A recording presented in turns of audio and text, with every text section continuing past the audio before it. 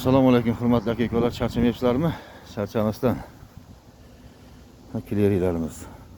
Kilerlar o'zi gullashga kiryapti, gulga.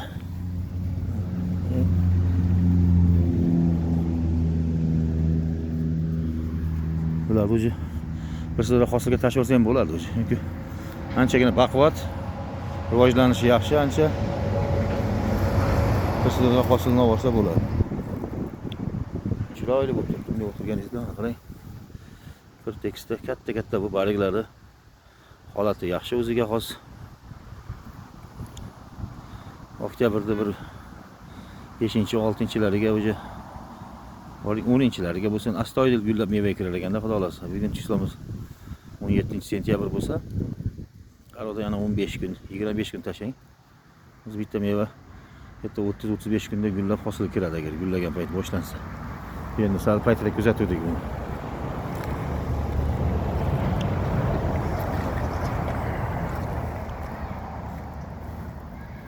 Salqin qilib setkar yechilyapti. Biz Angliyada ham xudo xolasa bir hafta salqin havo.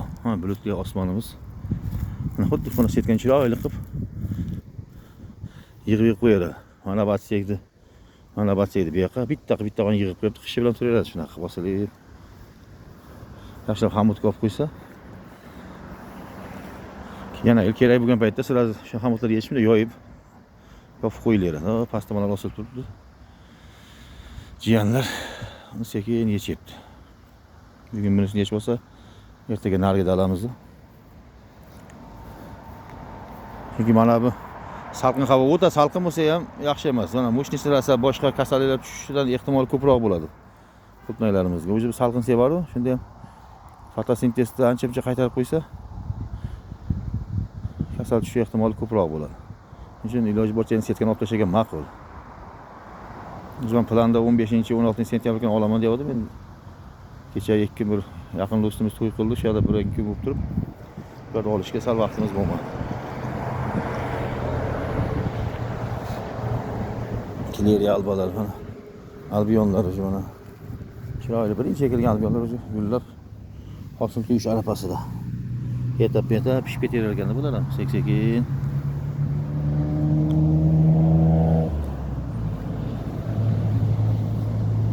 Mana bularimiz ham hali hosil berib turibdi. Mesela ballarim kelgan ekan. Shu videosini tashib berdim. Mana bulardan bir sira ko'chat olib boramiz, xudo xolasa. Bu ko'chat olish maqsadida qilingan. Hammasini tanoblari sal kichikroq, u endi ichida turibdi. Olmadim hali buni.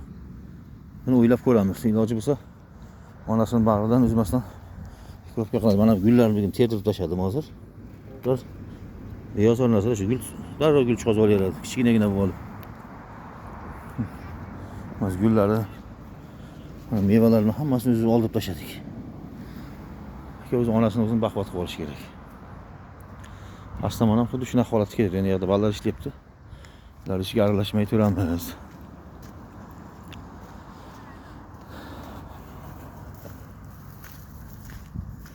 Bugunga ham sal yomg'ir kutilyapti.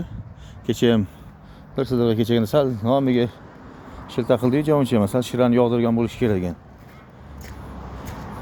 Bugun ertangi kunga endi yana yomg'irli havo berib turibdi. Aslida bugun hasharotga to'g'ri sepadigan kunim edi, programma bo'yicha. Endi iloji yo'q, bir kun kutib turamiz.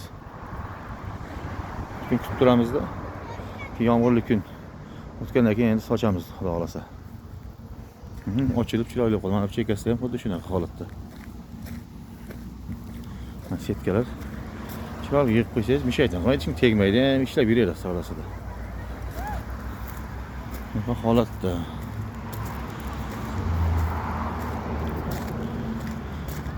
Biz qultmaylarimiz sevadigan havolar boshlandi bu yoqqa.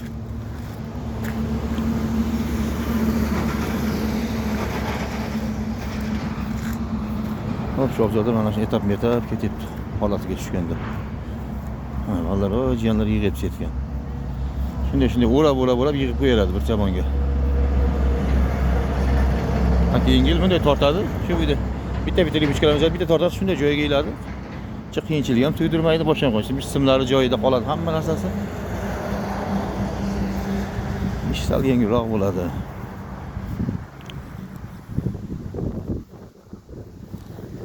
Charchamanglar aka-ukalar, charchamanglar. Har bir dehqonni qilayotgan ishlariga Alloh taoloning o'zi baraka bersin, rivojini bersin. Xalqimizni dasturxoniga chiroyli nozimatlar yetishtirib bersangiz, biz dehqonlar charchamaylik. Charchashga haqqimiz ham yo'q. Chunki bu yerda xalqimiz bor. Ularni dasturxoniga chiroyli nozimatlar yetishtirib berishimiz shart biz dehqonlar. Chiroyli sifatli nozimatlarni yetishtirib berishimiz shart. Charchamanglar aka-ukalar.